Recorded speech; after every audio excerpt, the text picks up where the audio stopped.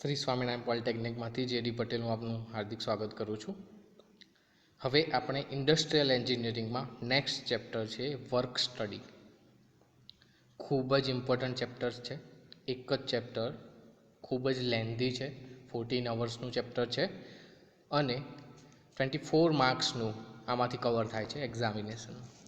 એટલે one of the important chapter of industrial engineering, only one of the important chapter એવું પણ કહી શકાય, કારણ કે 24 માર્ક્સમાં એક્ઝામમાં પૂછાય છે. એટલું મોટું પણ છે કારણ કે ક્વેશ્ચનો ઘણા છે આમાં પણ. એટલે આપણે ભણીશું વર્ક સ્ટડી. વર્ક સ્ટડી એટલે આપણે પહેલાં તો જોયું કે ઇન્ડસ્ટ્રીયલ એન્જિનિયરિંગ શું છે. ઇન્ડસ્ટ્રીયલ એન્જિનિયર એ શું કરે છે, એનો રોલ શું છે. તો આપણે ફાઇનલ એક વર્ડમાં કહેવું હોય તો પ્રોડક્ટિવિટી ઇન્ક્રીઝ, એ પણ આપણે જોયું. હવે જોવાનું છે કે ટેકનિક ઓફ ઇન્ડસ્ટ્રીયલ એન્જિનિયરિંગમાં જોયું હતું, એમાંથી હતું એક વર્ક સ્ટડી. એ આપણે આગળ ભણવાનું છે. તો આપણે સ્ટાર્ટ કરીએ work study. Work study is a management technique for systematic measurement of the work done in an organization, and it aims to the best and most efficient way of using available resources, man, machine, material અને money. એ ચાર જે આપણે જોયા હતા એનો પૂરેપૂરો use કરીને મેનેજમેન્ટની ટેકનિકમાં સિસ્ટમેટિક સુધારો કરવાનો છે. શું કરવાનું છે? સિસ્ટમેટિક સુધારો કરવાનો છે, જેથી એ મોસ્ટ એફિશિયન્ટ બને. એટલે વર્ક સ્ટડી એ કાર્યદક્ષતા અને કરકસરતાને અસર કરતા તમામ પરિબળોને ધ્યાનમાં લઈને એક એવી મેનેજમેન્ટ ટેકનિક છે જે એ પ્રોસેસને ચકાસણી કરી એમાં કાર્યક્ષમ અને અસરકારક સુધારા કરશે અને આપણી જે સિસ્ટમ છે, પ્રોડક્શન સિસ્ટમ છે, એની પ્રોડક્ટિવિટીમાં વધારો કરશે. એટલે વર્ક સ્ટડી એ ઇન્ડસ્ટ્રીયલ એન્જિનિયરિંગની જ એક ટેકનિક છે, તો એને આપણે વર્ક સ્ટડી કહીશું. Work study is a generic term for those technique, particularly method study અને વર્ક મેઝરમેન્ટ. એના બે મેઇન પાર્ટ્સ છે.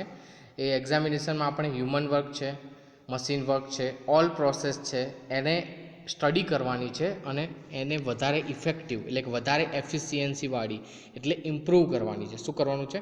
ઇમ્પ્રૂવ કરવાનું છે. તો એ વર્ક સ્ટડીનું કાર્ય થાય.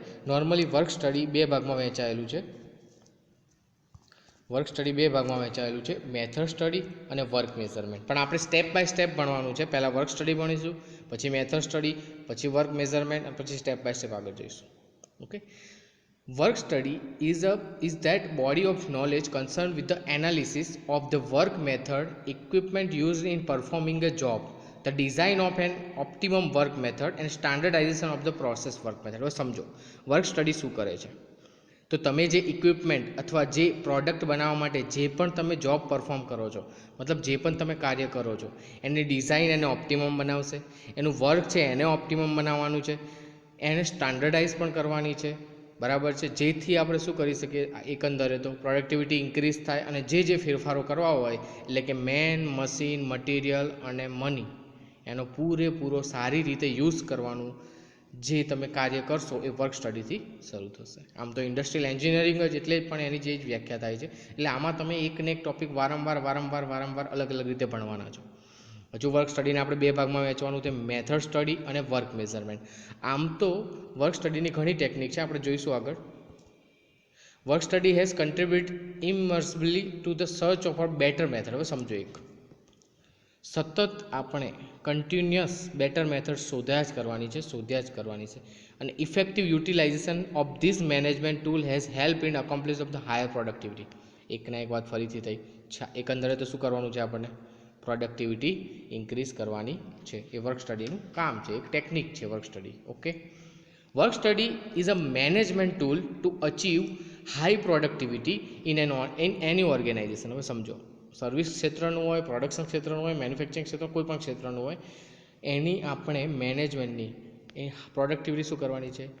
હાઈ કરવાની છે. હવે અહીંયા એવો શબ્દ કેમ વાપર્યો છે કે મેનેજમેન્ટ ટૂલ? મતલબ સમજો, હવે ધ્યાન આપો. એવું નથી કે ખાલી પ્રોડક્શન મેન્યુફેક્ચરિંગ. ઇન્ડસ્ટ્રીયલ એન્જિનિયરિંગ હોસ્પિટલમાં પણ યુઝ થાય, હોટલમાં પણ યુઝ થાય. આપણે મેન પાવર જ્યાં યુઝ થતો હોય, મેન, મશીન, મટીરિયલ, મશીનરી અને મની જ્યાં યુઝ થતું હોય ત્યાંને એને યુટિલાઇઝ સતત કરતા જ રહેવું પડશે. જેટલું સ્પીડમાં તમે યુટિલાઇઝ કરશો એ પ્રમાણે તમારી પ્રોડક્ટિવિટી વધશે. ઇન શોર્ટ આપણે શું કરવાનું છે? પ્રોડક્ટિવિટી હાઈ કરવાની છે વર્ક સ્ટડીની મદદથી. વર્ક સ્ટડી એટલે એ જ છે, એક ટૂલ્સ છે. જો એ બે ભાગમાં વહેંચાય છે, આપણે જોઈશું. Organisation whether manufacturing tangible product on offering service to customer. કસ્ટમરને પ્રોપર સર્વિસ પૂરી પાડે. હવે એકચ્યુઅલી અલગ અલગ પ્રોડક્ટ માટે અલગ અલગ રીતે ઇફેક્ટ કરે. એ આપણે ધીમે ધીમે જેમ આવશે એમ જોઈશું કઈ રીતે સ્ટડી કરવાની છે. એ બધી જ મેથડો આપણે સ્ટડી કરવાના છીએ. વર્ક સ્ટડીની જરૂરિયાત શું છે? Work study is a means of enhancing the production efficiency of the firm. કોઈ પણ ઓર્ગેનાઇઝેશન કે ફર્મની પ્રોડક્ટિવિટી છે, એટલે કે પ્રોડક્શન એફિશિયન્સી છે, એને આપણે શું કરવાનું છે? વધુ અનુકૂળ, વધુ સારી બનાવવાની છે. કઈ રીતે? તો કે by elimination of waste and unnecessary operation. એમાં જે અનનેસેસરી ઓપરેશન થાય છે, એમાં જે અનનેસેસરી વર્ક થાય છે, અનનેસેસરી જે પણ કામ થાય છે એને દૂર કરી, એને એલિમિનેટ કરવાનું છે. શું કરવાનું છે? એલિમિનેટ કરવાનું છે. એ એલિમિનેટ કરી આપણે પ્રોડક્ટિવિટી રેઝ કરવાની છે. આમાં એવું નથી કે તમે પ્રોડક્ટની ક્વોલિટી ઘટાડી દો અને તમે આખી પ્રોફિટમાં લાવો. ના, ટોટલી બધા ફેક્ટર કન્સિડર કરીને એને એટલે જ શબ્દ વાપર્યો છે, અનનેસેસરી ઓપરેશન છે એને જ દૂર કરવાના છે, જે જરૂરી નથી, અથવા યુટિલાઇઝ કરવાના છે પ્રોપર મેન, મશીન, મટીરિયલ અને money. It is technique to identify non value adding operations by investigator of the all factor affecting the. આનો મતલબ સમજો. હવે તમને ખબર ક્યારે પડશે કે તમારે કઈ પ્રવૃત્તિ દૂર કરવી? તો તમારે બધી જ ટેકનિક દ્વારા, જે પણ ટેકનિક હોય એના દ્વારા નોન વેલ્યુ, કે જેની કોઈ કિંમત મળતી નથી, આપણે એ ઓપરેશન ઇન્વેસ્ટિગેટ કરવાના છે. મતલબ કોઈ એક પ્રોડક્ટ બને છે, આખી પ્રોસેસ છે, એક પ્રોડક્ટ છે, એ 2-3 પ્રોસેસથી પસાર થાય છે. આમાં કોઈ એક પ્રોસેસ દરમિયાન, કોઈ એક પ્રોસેસમાં વચ્ચે ક્યાંય પણ એક ટાઈમ બગડે છે, તો એને તમારે શોધવાનું છે, ઇન્વેસ્ટિગેટ કરવાનું છે, અને એને વધુ સારી રીતે પ્રોડક્ટિવિટી રેઝ થાય એ રીતે એની નવી ગોઠવણ કરવાની છે. It is the only accurate and systematic procedure orient technique to establish the time standard. હવે આ મતલબ સમજો. આપણે જો કે જોવાનું જ છે, તો પણ તે બેઝિકલી તમને કહી દઉં કે કોઈ પણ વર્ક કરતાં પહેલાં એ લોકો એનો સ્ટાન્ડર્ડ ટાઈમ નક્કી કરે કે નોર્મલ કારીગરને અમુક અલાવન્સ આપ્યા પછી પણ એ કામ કેટલા કાર્યમાં પૂરું થાય છે, કેટલા ટાઈમમાં પૂરું થાય છે. ખ્યાલ આવે છે? એ ટાઈમમાં જો બીજો કારીગર પૂરું ના કરતો હોય તો એની એફિશિયન્સી બરાબર નથી, તો કંપની માટે બરાબર નથી, અને એને રિમૂવ કરવાનું છે. આપણે આખું કેલ્ક્યુલેશન કરવાનું છે હજુ આગળ, એટલે વાંધો નહીં આવે. અત્યારે ખાલી એટલું યાદ રાખો, ટાઈમ સ્ટાન્ડર્ડ મેઝર કરી શકાય છે. It is going to contribute to the profit as the saying will started immediately and continue throughout the life of the product. આનો મતલબ સમજો.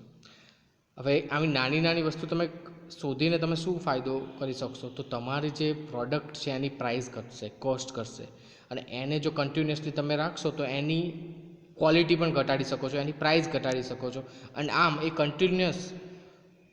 Continuously throughout the life of the product એ effect કરે છે. એ છે work study. It has got universal application. હવે આનો મતલબ સમજો. યુનિવર્સલ એટલે મેં કીધું ખાલી મેન્યુફેક્ચરિંગ કે સર્વિસ ફિલ્ડમાં નહીં, પણ કોઈ પણ ફિલ્ડમાં વર્ક સ્ટડી જરૂરી છે, એટલે કે ઇન્ડસ્ટ્રીયલ એન્જિન જરૂર છે. To improve operational efficiency. એકને એક વાત ફરીથી, પ્રોડક્ટિવિટી રેઝ કરો, ઓપરેશનલ એફિશિયન્સી મતલબ કામ કરવાની ક્ષમતા વધારો. હવે પ્રોડક્ટિવિટી તો જ વધે જ્યારે તમે કામ કરવાની ક્ષમતા વધારો. હવે ટેકનિક તો વર્ક સ્ટડીમાં ઘણી છે.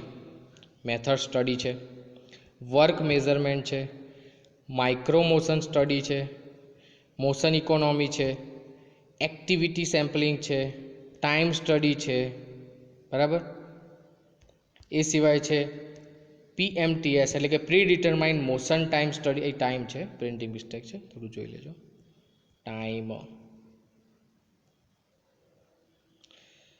Pre determined motion time study છે, એનાલિટિકલ એસ્ટિમેટિંગ છે, પ્લાન્ટ લેઆઉટ છે, મટીરિયલ હેન્ડલિંગ છે.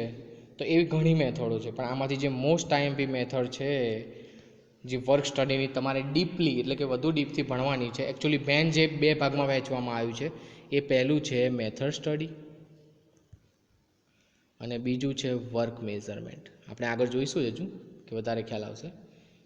એટલે વર્ક સ્ટડીની આ 2 જ મોસ્ટ IMP જે મેથડ છે એ છે મેથડ સ્ટડી, એટલે નોર્મલી વર્ક સ્ટડીને બે જ ભાગમાં વહેંચવાયેલું છે. આ બધી એની પેટા ટેકનિક સબ ટેકનિક થશે, પણ મેઇન જે ટેકનિક છે એમાં મેથડ સ્ટડી અને વર્ક સ્ટડી. તો આ બે ટેકનિક થઈ વર્ક સ્ટડીની. તમારી મેથડ સ્ટડી અને વર્ક મેઝરમેન્ટ એ બંને વર્ક સ્ટડીની ટેકનિક છે.